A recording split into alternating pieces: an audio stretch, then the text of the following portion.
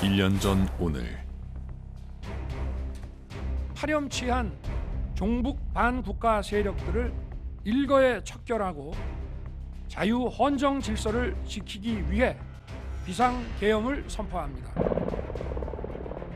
45년 만에 선포된 비상계엄령은 대한민국을 충격과 공포, 혼돈의 시간으로 몰아넣었습니다. 국회는 포위됐고 시민들은 목소리를 높였습니다.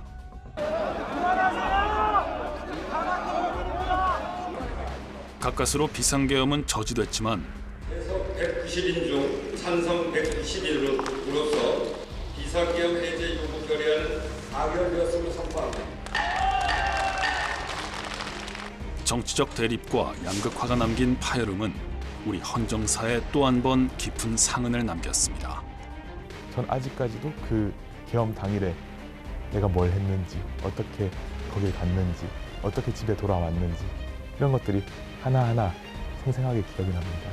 그 모든 그 순간의 기억들을 모두가 좀 갖고 다시 이런 일이 또 곧 대한민국 헌정사에 일어나서는 안 되겠다. 그로부터 1년. 대통령 탄핵과 구속 기소, 정권 교체까지 이어진 격동의 시간을 지나온 지금. 이제 우리에게 남겨진 질문, 민주주의를 다시 묻습니다. 네, 오늘은 팩트체커 김혜린 기자와 함께 국회에 나와 있습니다. 꼭 1년 전 오늘 비상계엄이 선포됐는데요. 김 기자, 이곳 국회에서 비상계엄은 해제됐지만 그 이후에 우리 헌정사에 남을 초유의 사건들이 잇따라 벌어졌죠. 네, 그 여파는 국회를 넘어서 사회 전반으로 퍼져나갔습니다. 계엄 사태 이후 윤석열 전 대통령은 탄핵됐고 이후 새 정부가 들어섰습니다. 또 특검이 출범하면서 윤 전 대통령에 대한 수사가 이어지고 있고 현재까지도 관련 재판이 진행되고 있습니다. 네, 그리고 이 사태가 우리 시민들의 일상에도 적지 않은 변화를 남긴 것 같아요. 네, 시민들을 직접 만나서 그날의 기억이 지금은 어떻게 남아있는지 들어봤습니다. 여느 때와 다를 바 없이 평온한 일상. 우리 사회를 뒤덮었던 혼란은 이제 수면 아래로 가라앉은 듯합니다. 하지만 정확히 1년 전 비상계엄이라는 갑작스러운 소식은 시민들에게 깊은 충격을 남겼습니다.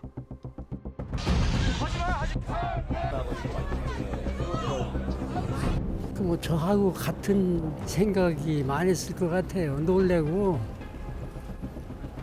왜 그랬을까? 좀 위험하지 않나 이런 생각했어요.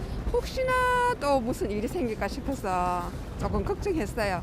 잠자다가 일어나서 엄마 비상계엄이래 그러면서 막 소리치고 나왔던데요. 나라가 망하는 거 아닌가 이런 생각 들었어. 1년이 지난 지금 시민들은 그날을 어떻게 기억하고 있을까? 극한의 상황까지 안 갔어도 됐을 것 같긴 한데 이게 대통령이나 이런 거는 또 나라 전체 결정 하나가 영향을 줄 수 있으니까 더 신중하게 판단을. 아직도 그날의 여파는 계속되고 있다고 말합니다. 빨리 이렇게 나라가 정상화됐으면 좋겠어요. 맨날 TV 틀 때마다 막 그런 소리 나오니까는. 네, 시민들이 계엄 소식에 얼마나 당황했을지가 느껴지는데요. 이곳 국회도 그 혼란의 한복판에 있었잖아요. 네, 비상계엄 선포 직후에 경찰과 계엄군이 국회를 둘러쌌고 또 계엄 해제를 두고 긴박한 시간이 이어졌습니다. 그 현장에 있던 사람들의 목소리로 당시 상황을 재구성해봤습니다. 그날 이제 퇴근을 하고 헬스장에서 좀 운동을 하다가 돌아오는 길에 이제 계엄을 인지를 했고 그래서 집에 가서 바로 준비를 해서 그때 당시에 이제 저희 당직자 그 단체 방에도 이제 다 국회로 모여달라고 공지가 왔었고 국회의원들과 보좌진, 기자진 등이 서둘러 국회로 향했지만 10시 48분쯤 국회 출입문은 폐쇄됐습니다. 국회 경비대 분들이랑 다른 경찰관 분들께서 조금씩 인간 벽을 만들고 계셨어요. 그래서 이거 뭔가 출입 통제를 하려는 거구나. 이 출입 통제가 완료가 되면은 아무도 진입 못 하겠구나 싶었습니다. 근데 이제 그때부터 분주하게 이렇게 벽을 만들고 계셨어요. 예. 통제는 점점 더 견고해졌고 국회 접근은 사실상 차단됐습니다. 저쪽 출구도 경찰들이 전부 막았기 때문에 저기도 들어갈 수 없어서 이제 여기는 이제 산발적으로 뭐 2~3명씩 경찰들이 있었는데 급하게 이제 밀치고 뛰어가서 이제 넘어온 거죠. 그렇게 장소가 아마 요쯤 됐던 것 같습니다. 우원식 국회의장을 비롯해 몇몇 국회의원들은 국회 담장을 넘어야 했을 만큼 상황은 긴박했습니다. 계엄군들이 국회로 들어올 텐데 들어와서 만약에 해가 뜨고 아침 사람들이 출근하는 시간까지 계엄군이 이 앞에 있는 걸 보면 우리 국민들이 가만히 있겠습니까? 유혈 사태가 날 가능성도 있다. 그러니까 이 밤 안에 끝내야 된다. 밤 11시 23분 정치활동 금지를 담고 있는 포고령 제1호가 발령됐고 11시 40분 무렵 군용 헬기가 국회 상공에 나타났습니다. 헬기가 제 머리 위로 지나가는 겁니다. 근데 이제 그때 제가 사실은 5.18 때도 헬기에서 막 뭐 기관총을 난사했다 뭐 이런 내용이 있었는데 저 헬기가 지나가면서도 뭔가를 막 공격할 것 같고 무서운 거예요. 0시 7분 국회 경내로 진입한 계엄군. 본청 정문을 봉쇄한 채 창문을 깨고 진입하기 시작했습니다. 기자가 남긴 사진첩엔 당시의 긴박함이 고스란히 담겼습니다.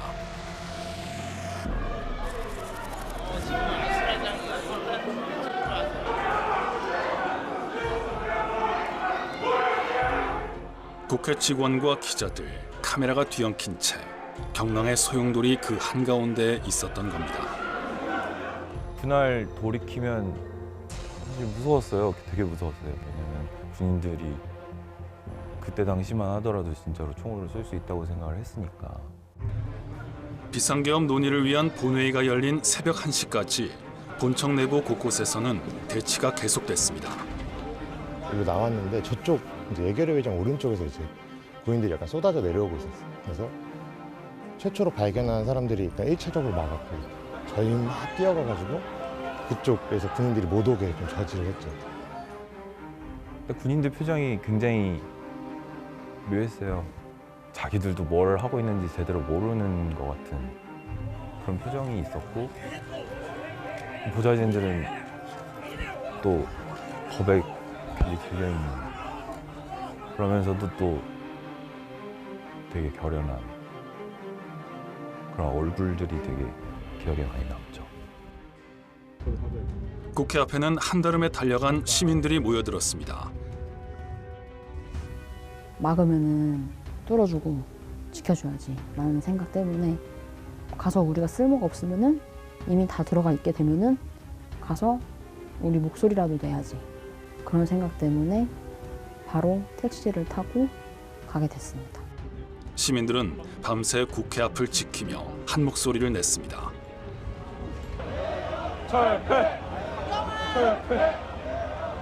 그때 당시에 이제 그 정문 밖에서도 막 시민들이 와서 막 저지해주고 들어오려는 것도 최대한 저지해주고 그런 것들을 보면서 좀 같이 싸우고 있구나라는 걸 느꼈어요.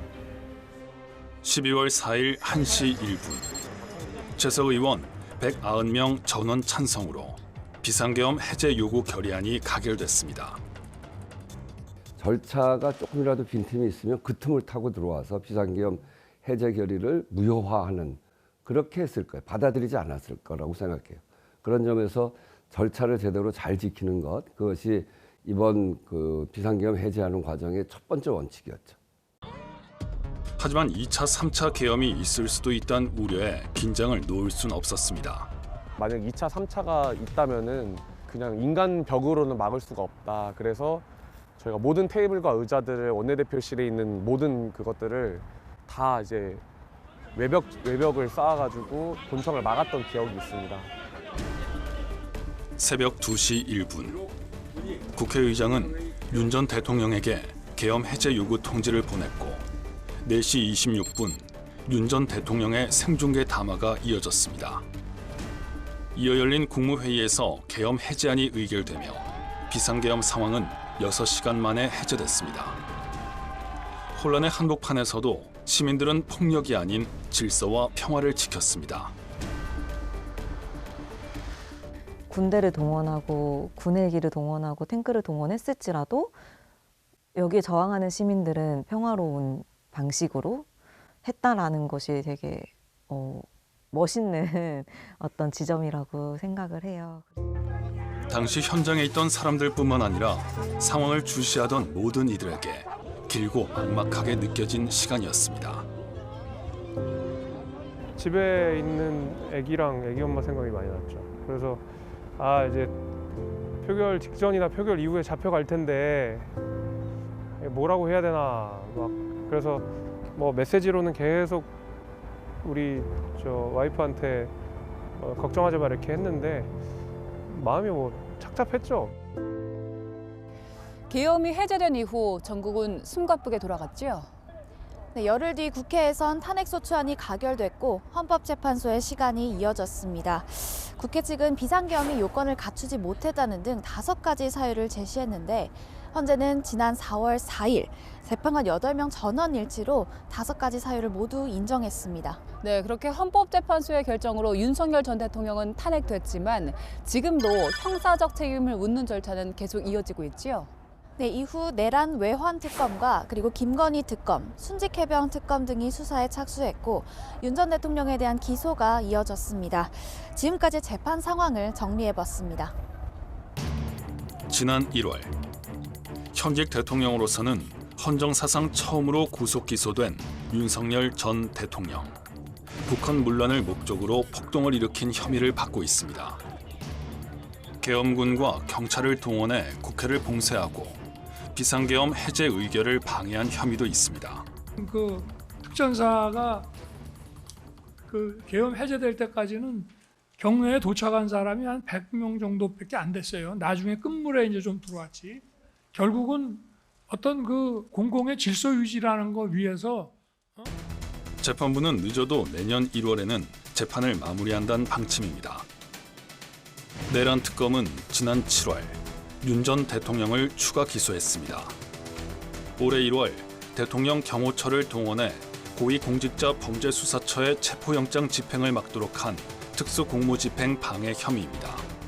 또 비상계엄 선포 전 국무회의의 일부 국무위원만 소집해 참석하지 못한 국무위원들의 계엄 심의 의결권을 침해한 직권 남용 혐의 등도 있습니다.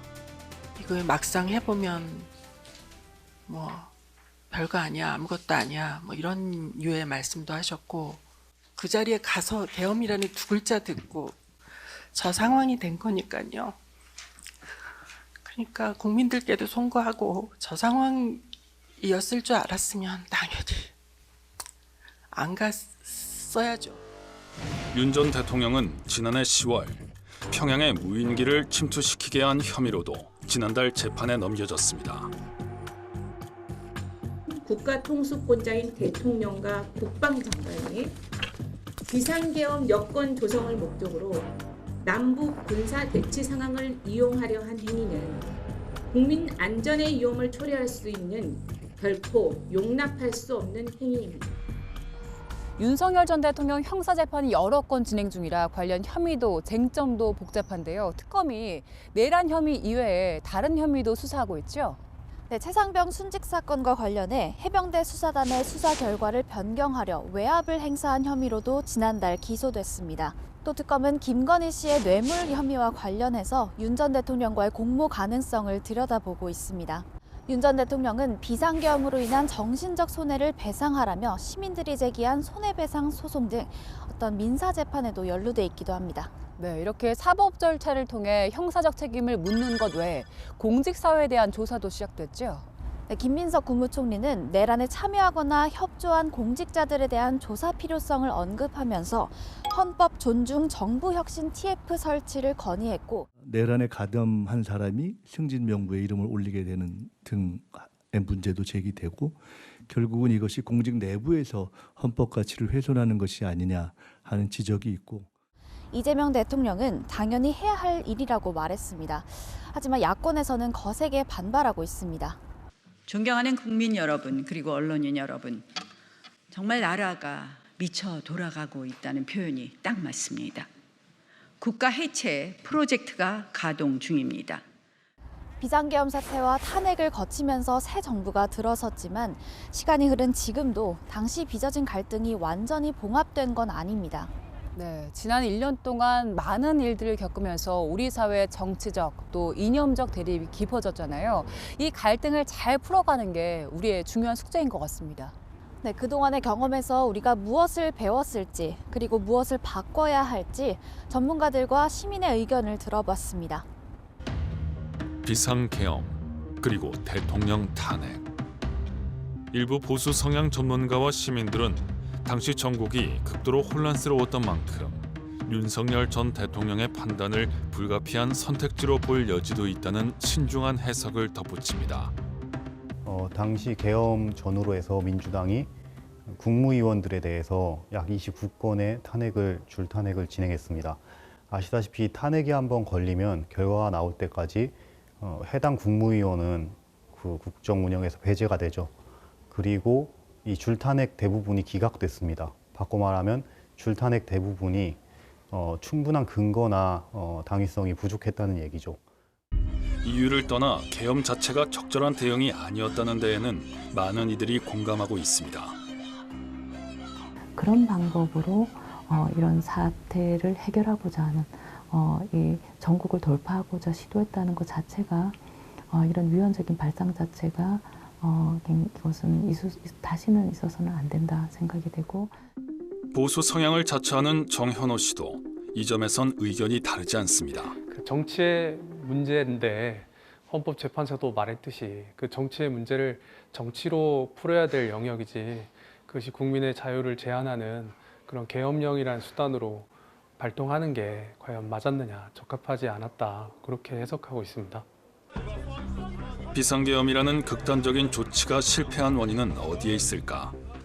그런데 우리나라 국민들은 적어도 이런 대통령 또는 권력기관의 초법적인 권력 행사에 대해서 거부하는, 그것을 받아들이지 않는 직관적인 어떤 의식들이 있었다라고 생각을 하고 있고, 전문가들도 그 힘이 비상계엄을 해제시킨 원동력이었다고 입을 모읍니다. 계엄은 왜 실패했냐면 우리 국민들의 피 속에 녹아있는 민주주의에 대한 어떤 역사적 경험 그리고 교훈, 이것들이 상당히 강력했기 때문에 실패했다고 저는 생각합니다. 하지만 비상계엄 이후 우리의 정치 상황은 달라졌을까요? 첨예한 양극화와 갈등은 이제 일상이 됐습니다. 갈등이 더 심해진 것 같아요.